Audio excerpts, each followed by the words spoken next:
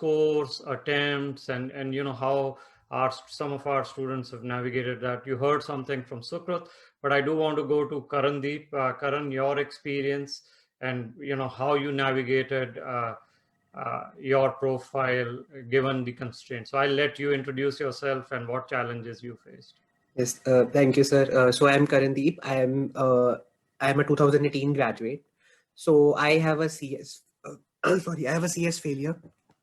So that is something that I struggled with a lot because I was supposed to give my exam in April, but then obviously the exam got suspended and it never happened again. So one of the problems was that now how do I show to the programs that I actually have good clinical skills, because my only exam and my only attempt I went failed in there. So first of all, the most important thing that helped me was program outreach. And I think that so many have already mentioned here already. So I got a good number of interviews just with the outreach only. So I mean, I met so many kind program directors who were willing to give me a chance. And I very clearly had mentioned on my email that I have this attempt, and but I still am very engaged in the studies, and I plan to take my step 3 very soon. So please do consider my application, and that really did help me in getting the invites. But the real magic happened after I gave my step 3. So of all the interviews I got, almost half of the interviews I got after I cleared my step 3 and obviously updated the programs about it. So definitely do work on your step 3 as well, because step 3 will not only compensate for your low scores or your attempts. It's going to overcome all the other red flags that there might be on your application. So that is something that you all can do.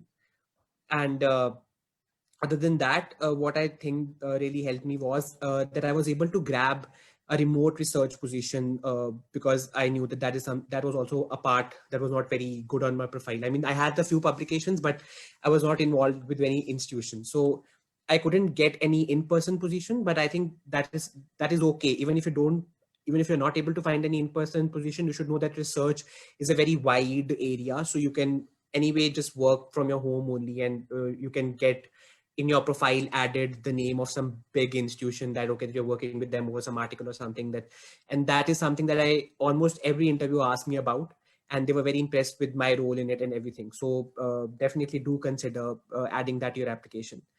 And one of the last things that I want to add is that I did apply into 2 specialties because again I was worried of going unmatched, and also these were the 2 specialties that I really liked and thought that okay, I would be happier in either. Now, this is a tricky part.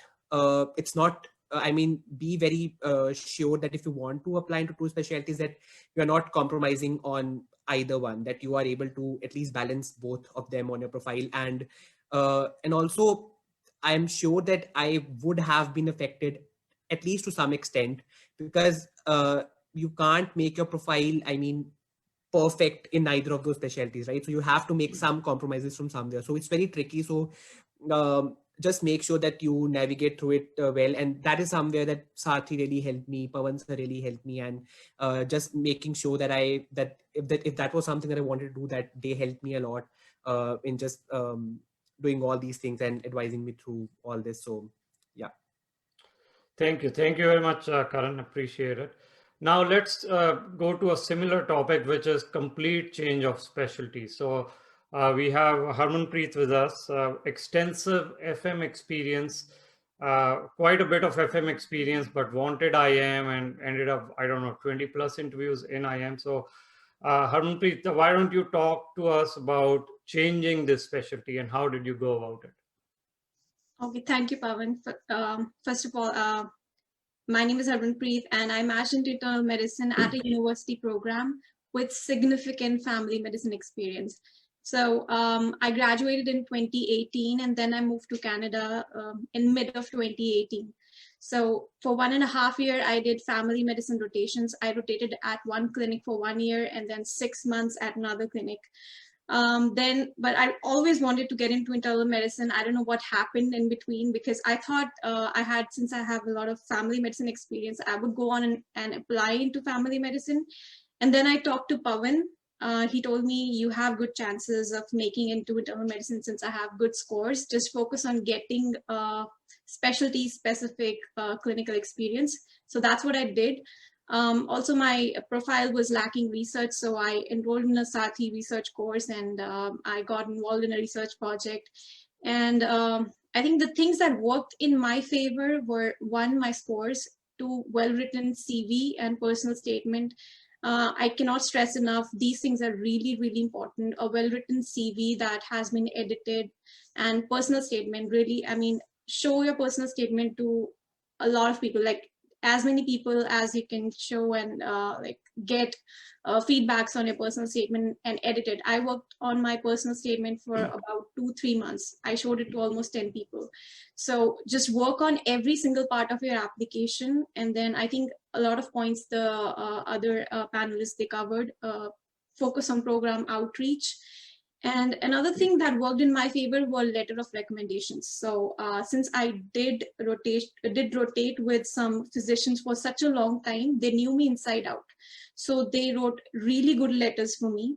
So even though they were from family medicine practitioners, they wrote really good things about me. And they were, I know that one mentor, he wrote me a 2.5 pages letter. So these letter of recommendations were really important in my case, and they helped me get a lot of invites. And a lot of interviewers, they literally said that my letters were really good. So these can get you a lot of invites. So I would ask you to focus on your USCE and rotations, and try to get good letters, quality over quantity. That is what I'll say.